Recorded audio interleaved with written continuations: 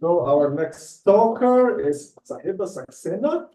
The title of her talk is A Comparative Analysis of Brahman and the Anselmian Being, Exploring Divine Concepts Through the Bhagavad Gita.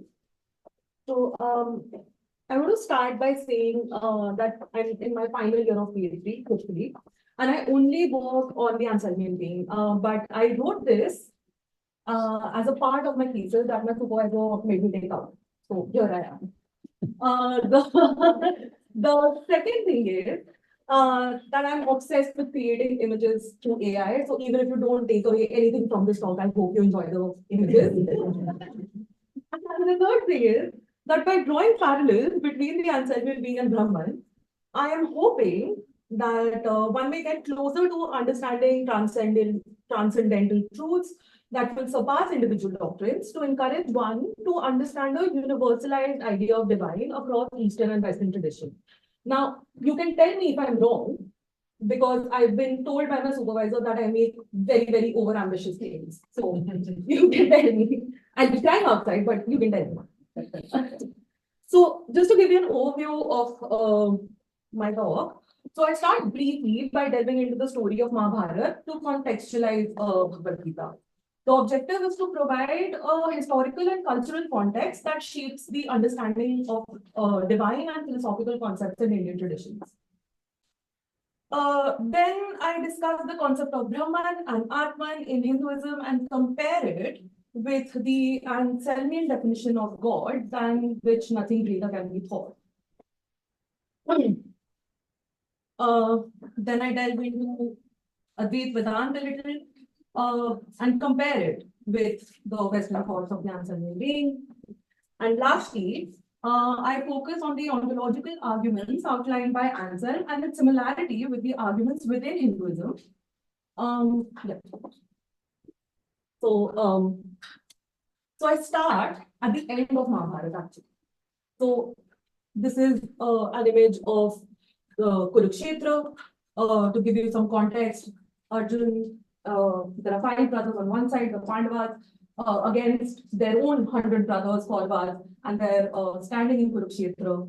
And so Arjun rises is what is famously depicted in Bhagavad Gita. And it serves as a profound moment of philosophical introspection that has been widely regarded as a microcosm of existential and moral dilemmas faced by individuals in general. Now, to give you some context, as the two armies stand ready for battle, Arjun requests Lord Krishna, his charioteer and guide, to position their chariot between the two armies. Upon seeing his relatives, revered teachers, and beloved friends on both sides, Arjun is overwhelmed by sorrow and compassion. His initial reaction is emotional paralysis. He is unable to reconcile his duty as a warrior with the impending slaughter of his kinsmen. This turmoil is not just about the fear of death, but a deeper moral conflict about righteousness of killing for the sake of kingdom and power. Now, Arjun's duty as a Kshatriya or a warrior class demands that he fights in the battle to uphold the justice and righteousness, as the Kauravas have unrighteously usurped the kingdom belonging to the Pandavas. His personal ethics and attachment to his family and teachers conflict with his duty, leading him to question the moral implications of his action in the war. Now, moving on to the philosophical aspect of Bhagavad Gita, Arjun's situation exemplifies the complexity of dharma, which is not merely about societal rules, but also involves a deeper and personal understanding of one's role in the cosmos. Now, Krishna discusses how actions or karma should be performed without attachment to outcomes, focusing on duty rather than personal gains or losses. The ultimate goal of transcending the cycle of rebirth achieved through the performing of one's duty selflessly and one's realization of their true spiritual nature. So, Krishna not only serves as Arjun's charioteer, but also as a spiritual guide, revealing his divine form and imparting the spiritual wisdom that forms the core of the Bhagavad Gita.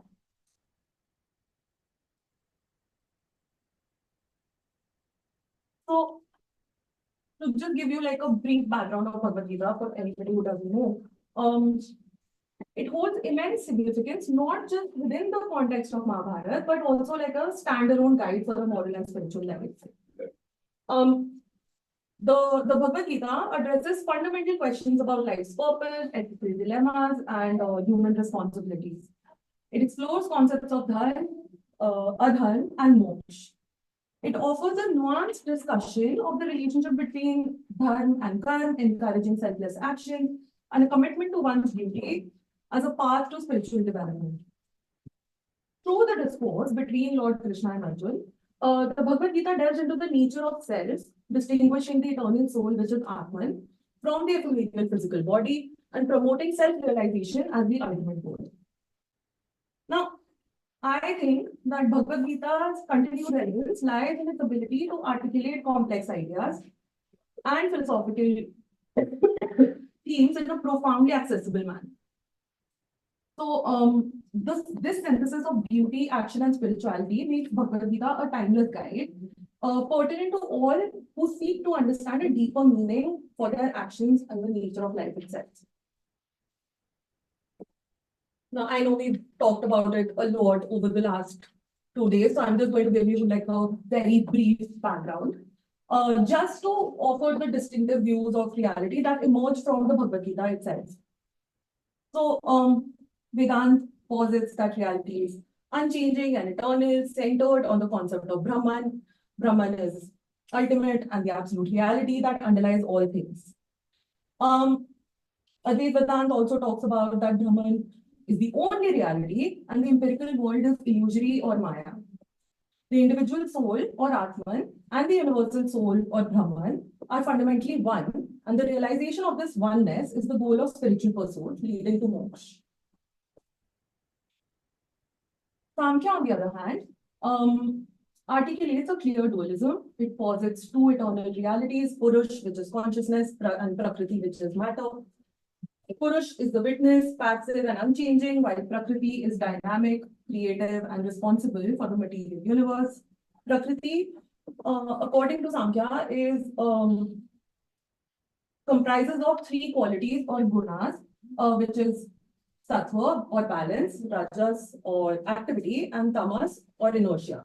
So the interplay of these three qualities in different proportions drives the evolution of the cosmos and influences human behavior and mental states. To compare these, so while Vedanta focuses on the realization of an already existing truth, Samkhya advocates that understanding and navigating the creation process itself and emphasizing the separation of consciousness from the material world is the way to achieve liberation. According to Vedantin perspectives, consciousness or Brahman is all-encompassing and intrinsic to reality. Right? Samkhya treats consciousness as a passive observer, detached from the material processes, governed by Prakriti. Liberation is not achieved through a union, but through the discernment and separation of Purush from the influence of Prakriti. Yeah. Now, I know that both the schools uniquely contribute to the spiritual objectives of Hindu philosophy. And I would actually understand why some people would be more inclined to draw parallels between Samkhya and the Anselmian. But I, on the other hand, I'm going with the Vedantin tradition, with the Vedantin idea of Brahman. And as you'll see in the slides ahead, hopefully, that there are some cross-cultural echoes and overlaps that make this comparison very interesting. This is what I think Atman and Brahman look like, by the way, or AI. So, described as immutable and infinite, Brahman exists beyond the construct of space and time. Additionally, it is also formless, ineffable, and embodies the true essence of the existence that is unchanging. Now, Brahman is often explained as Satchit Anand, where Sat is truth or existence itself, indicating that Brahman is the foundational reality upon which all else stands. Chit is consciousness or awareness. signifying that Brahman is not inert or passive, but the ultimate consciousness that knows itself and all things. And Anand is bliss, representing the state that Brahman embodies, which is the highest form of joy, devoid from any physical or emotional pain or suffering. Atman represents the inner self or soul, regarded as eternal, true essence of a person.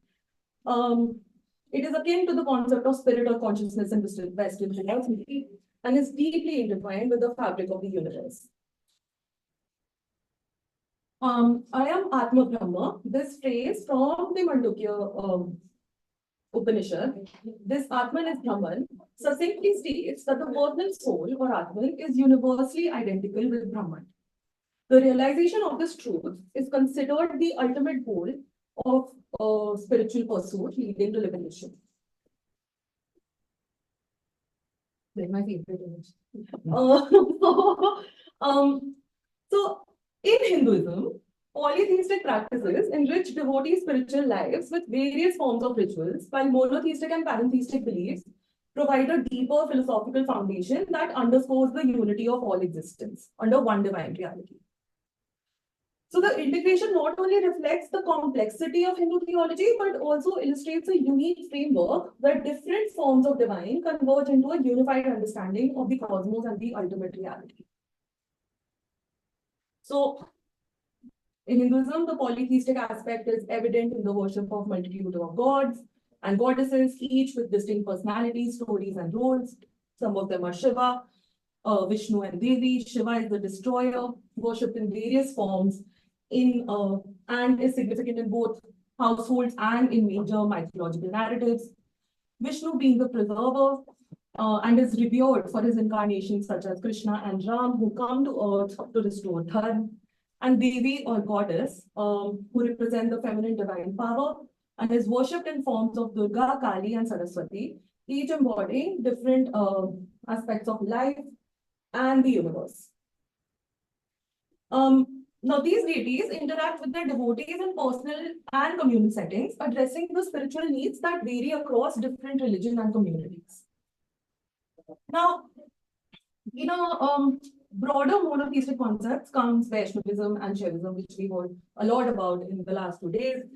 So that becomes like focused worship. So I'm not going to go into a lot of detail about this, but yeah, so these sects illustrate a monotheistic devotion within a broader polytheistic framework, showing the flexibility of Hindu worship practices. And the last is, of course, pantheism through Brahman, or Brahman through Advaita Vedanta, where Brahman is not a god, but the ultimate reality that pervades everything. Now, the philosophical dialogue between monotheistic beliefs in Abrahamic religions and the more complex polytheistic and pantheistic views prevalent in Indian traditions reveal deep thematic overlaps despite their apparent theological differences. Both perspectives explore the nature of supreme and or the ultimate reality, though their approaches may vary significantly. So while monism generally emphasizes the belief that God is one, who is sovereign, transcendent, and personal, Hinduism accommodates a broad spectrum of worship practices, as we saw in the last slide. So while the theological methods might differ, the fundamental quest is to comprehend the source and sustenance of existence and the moral order of the universe. In Bhagavad Gita, Lord Krishna states, I am the source of all. From me, everything evolves. Understanding this, the wise, endowed with love, worship me. So this is from chapter 10, verse 8, where Krishna reveals, proclaiming his identity as the ultimate source and sustainer of all reality, which resonates with the monotheistic portrayal of God in Abrahamic faith, according to me.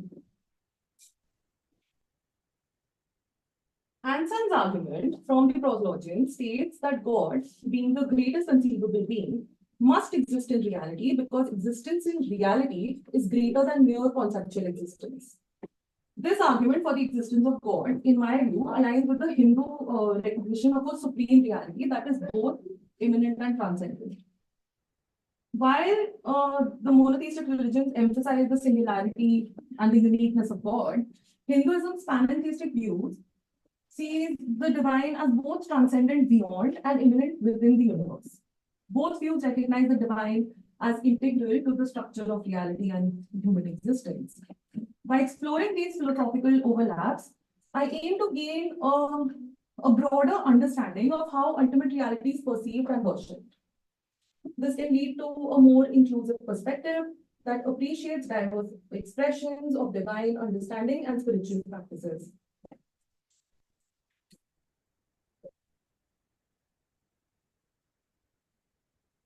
Now, the comparison between the Anselmian being and Brahman illuminates how different cultures and philosophies conceptualize the ultimate reality or supreme being.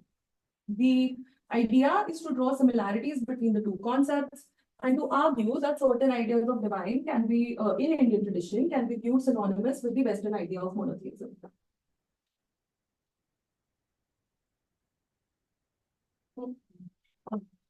So the conception of the Anselmian being originates from premises that cannot be empirically validated and are based on a priori facts or a priori knowledge, ultimately leading to the conclusion for the existence of God. The argument has faced objections, most famously that of, I don't know how to pronounce it right, so I'm going to say Gonilo, I don't know, who argued that Anselm fails to establish the existence of God in reality rather than merely in thought.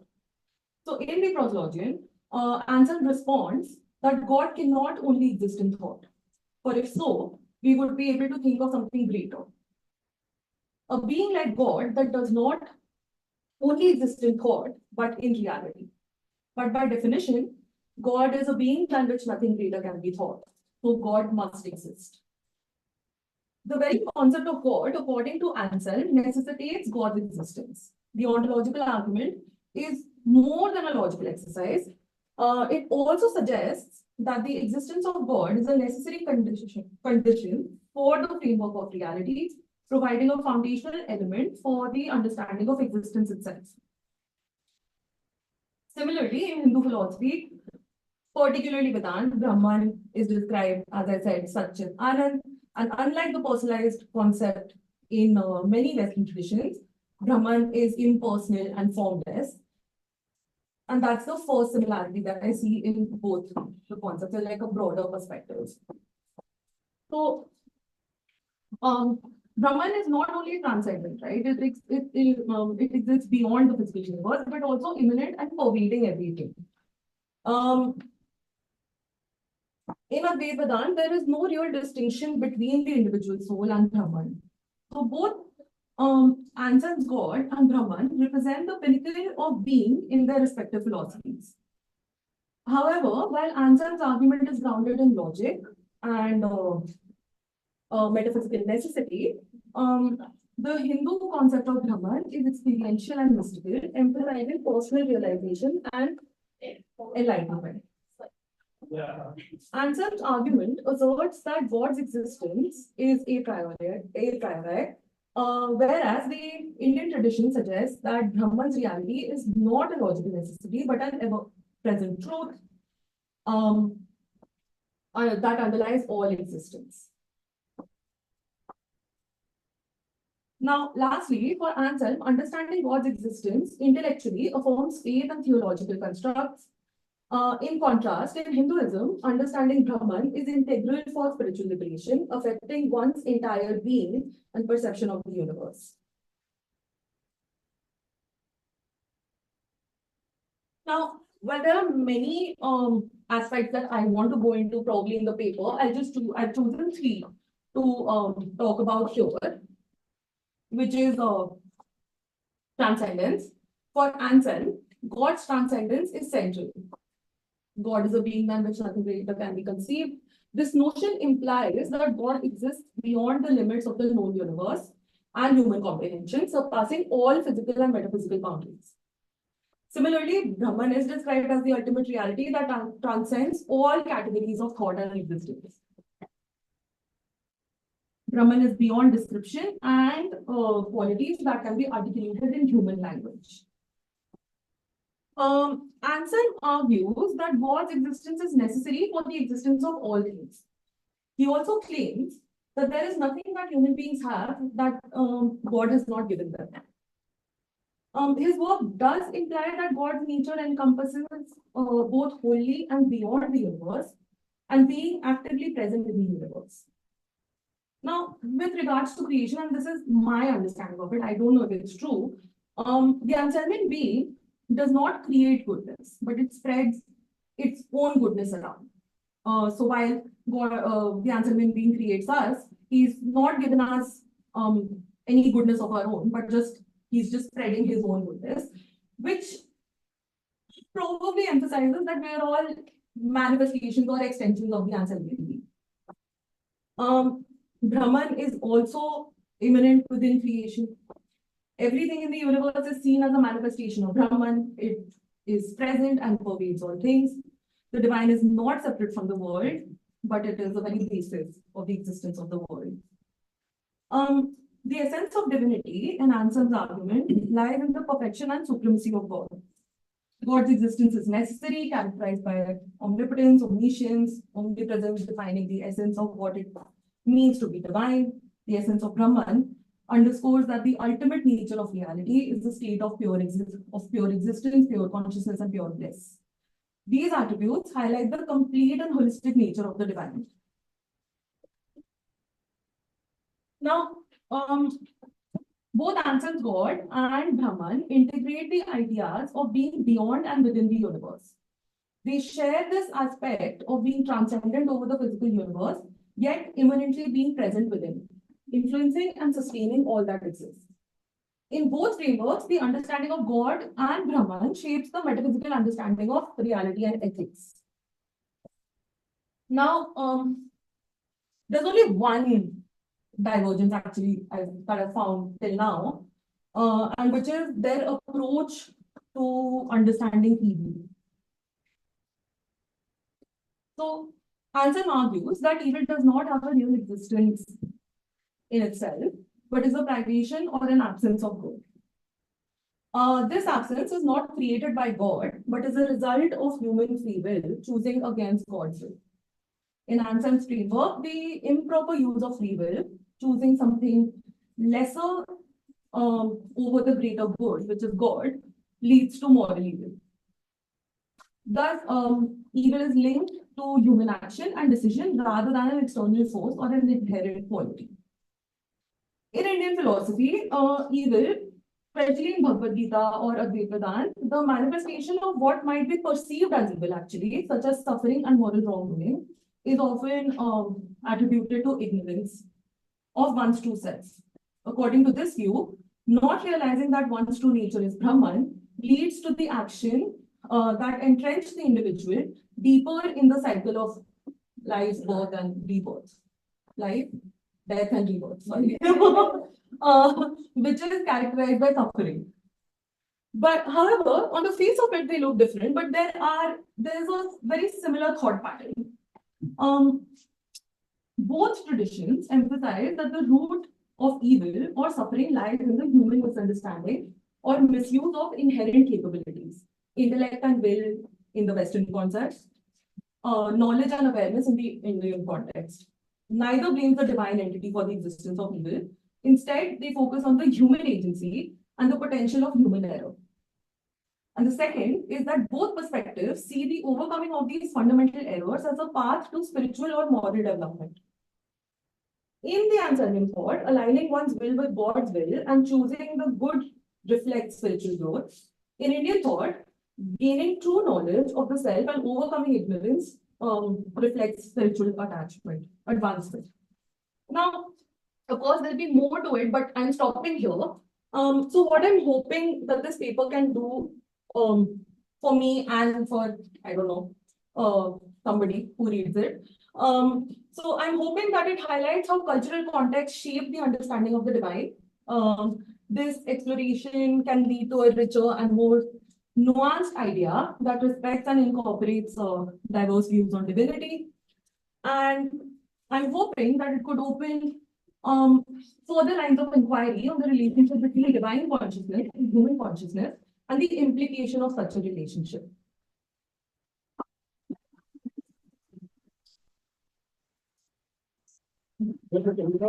So I have time for questions. Thank you, Saheba. Towards the end, I think you earlier mentioned how one of the key, or rather for you, the most prominent difference between the two seems to come from the problem of evil, right? Understanding evil, yes. Understand. However, I think, I mean, Anselm's argument for God being a necessary being seems to be that God, by definition, has all positive attributes or all great making attributes, right? I mean, that's the neo-Anselmian aspect of it, not the traditional one, Okay. I'm not sure. Or at least all good, God has some good attributes Yes. which are positively conceived. Mhm. On the other hand, Brahman, especially in the Advaita Vedantic tradition, seems to negate all attributes, including positive ones. In fact, they would think anything positive is nothing but the negation of negatives.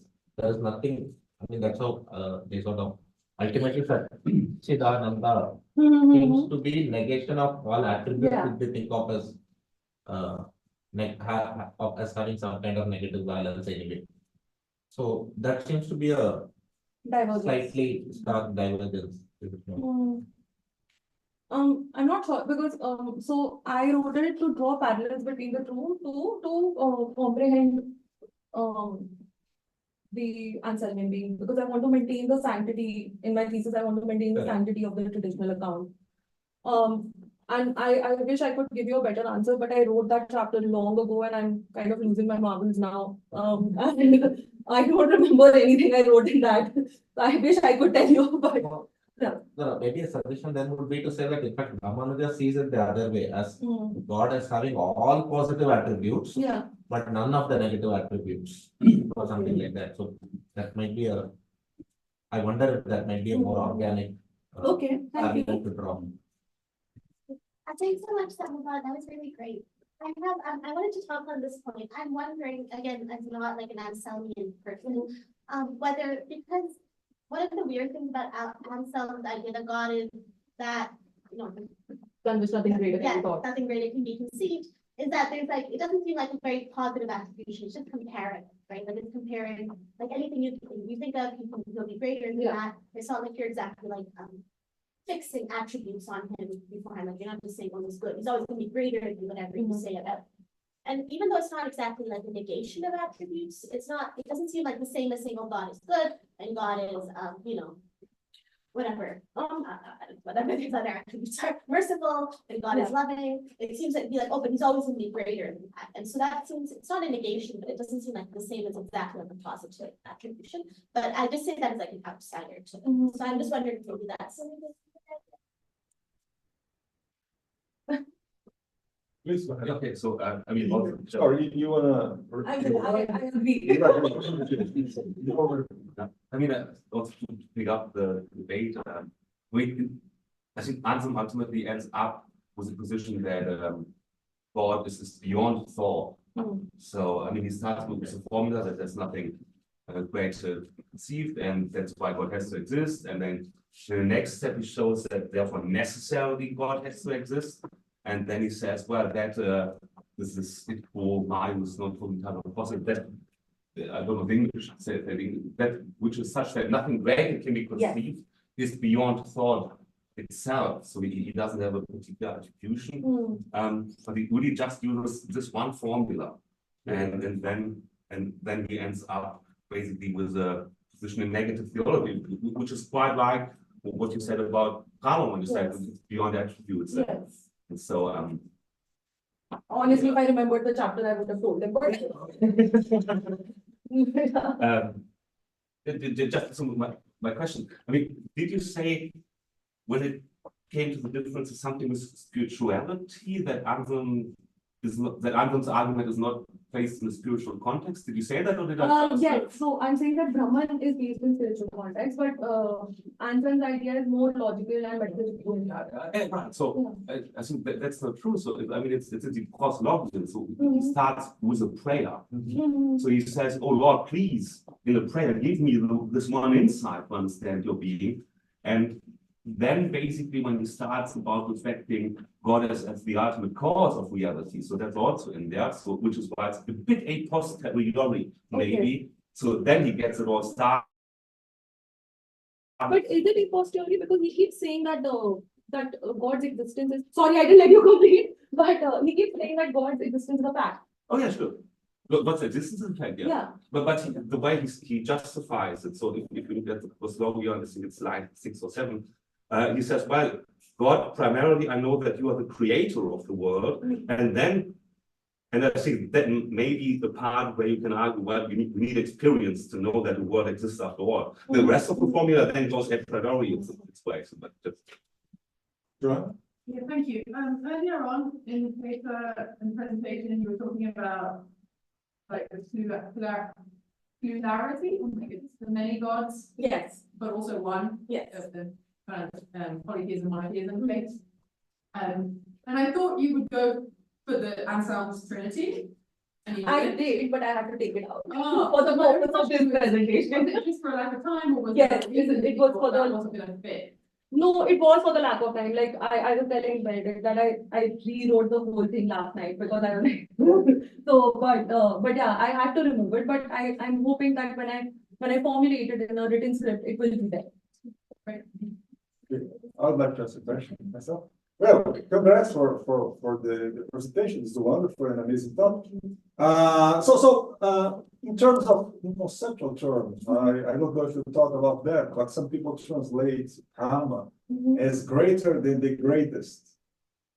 And at least we find that translation. So perhaps we might have some kind of connection between the two terms.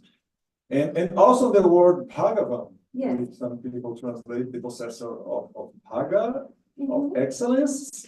So perhaps someone might go a step further and say the one who possesses all excellence in an infinite way. So that would be a bit close to the Anselmian concept of God. Of course, you lack a lot of things. The epistemic side, you don't have it. Like, so we can talk, we can think about that. We don't find it seems to be that in the Gita. But I don't know. I would like to know if you have thought of that. I think that. Brahma and Bhagavan, thinking perhaps comparing these two notions, these two concepts with the Anselmian God. I think that's very interesting. I didn't really think about it, but I'm going to make a note of it. And I'm going to write another abstract and send it to my supervisor. On the same, exactly as you're suggesting, it just came to mind, I'm surprised we never mentioned it in the conference, but same idea, Antra from the Saheba and Brahman Gupta's form of Kashmir Shaivism, one of his words, like the Shaivism, it's exactly what that comparative and the But once I start comparing it with everything, the terminology or for example of expressing that the higher that of which something is higher, is there a little translation to that? So, nice. That's a good thing. Okay, perhaps we have time for one more question. Okay, please. I wonder if there could be scope for a reinterpretation of what is the rational process through forms of Vedanta, or where the limit of our thought of what is a great being could actually then, you hit the bounds of the gross mind of the seven kosher, and into the epistemology of, let's say, so that and some could, in a sense, fade into the different form of epistemology just by hitting the bounds and maybe bridging to that. So it's something like a gross bullet into a. Okay. So basically to merge both the ideas. Sure, but it's in a sense, it would be taking the epistemology of one tradition, facing the other, and maybe they meet. Okay. So where one leaves off, the other begins. Okay, you want to ask your question, Siddharth? We have time if you want. Yeah, one other thing was, your contrast between Advaita Vedanta being mystical as opposed to answer logical. Within the Vedantic traditions, again, I'm not sure, but it seems like Shankara himself felt though we could know Brahman through scriptural authority. There are also at least rational means to also know it. We could also prove the existence of and the nature of Brahman through rational means. So to that extent, at least Shankara, there were later Advaitins who later thing were in some sense also in some sense logical. In fact, the Vishishta Advaitins argue that no, you can know it only through scriptures and not through logic. So again, that contrast seems to be a little. I'm not sure if that would stand as starkly as you sort of made the point.